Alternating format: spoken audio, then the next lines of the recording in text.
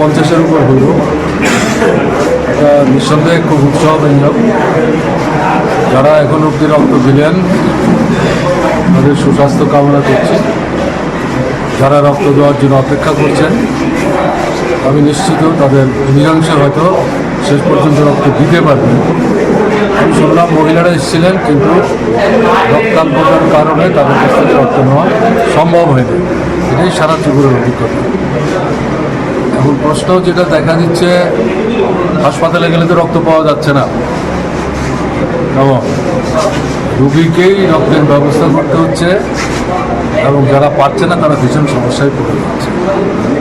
এর থেকে যেটা মনে হচ্ছে, সরকারের দিক থেকে রক্ত সংগ্রহ এবং এটার যোগান নিশ্চিত করার জন্য নিয়মিতভাবে সরকারের তরফ থেকে উদ্যোগ গ্রহণ করা হচ্ছে, বা